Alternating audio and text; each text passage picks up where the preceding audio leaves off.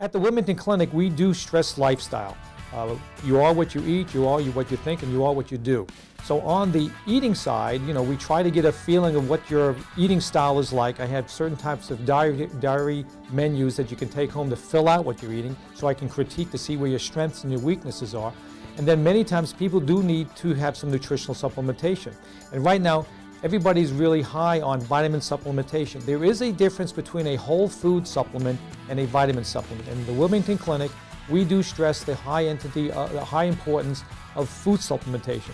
Some of you may not be familiar with the terminology. They're still tablets, but they're made from whole foods. For instance, wheat germ capsules would be a form of a whole food.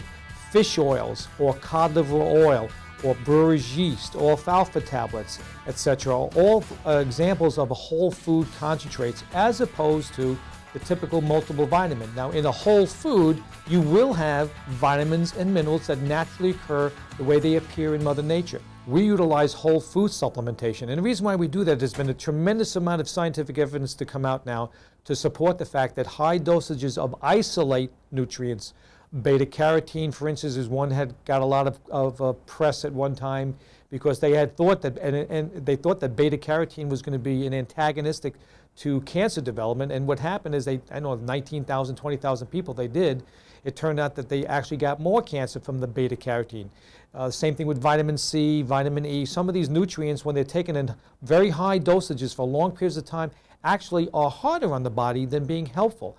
And the reason why, it's very common sense. If you take a look at an orange or a strawberry or a blueberry, these are all things that we commonly know have forms of vitamin C in it, ascorbic acid. But the reality is there are other associated factors with this. Histamine, bioflavonoid, rutin, vitamin J, vitamin P. These are all nutrients that are common with the ascorbic acid, otherwise called vitamin C. And it's actually a complex of nutrients that feed your body as opposed to shock the body. Medicine shocks the body to try to get a positive effect, but many times it has a negative effect. You have to weigh the good with the bad. When you're using whole food supplementation, you do not have to worry about that kind of a situation. You just have to make sure your diet is fairly good, and then you supplement. Now, some folks will say, well, I can't eat good, Doc. What am I supposed to do? Well, one thing is try to inform you, to try to give you the motivation to move from point A to point B. And if anything, that all the more reason why you want to be supplementing with food supplements, because you're going to be getting the entire structure. When you look at the alphabet, it's 26 letters.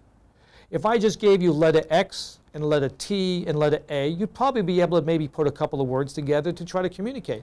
But you can take all those letters and integrate them into a variety of literally tens of thousands of words for us to talk and communicate with each other every day. It's the same way the body is. When you eat an orange or you eat a piece of spinach or a broccoli, your body's being given a tremendous amount of information, nutritionally speaking, that it incorporates into its function.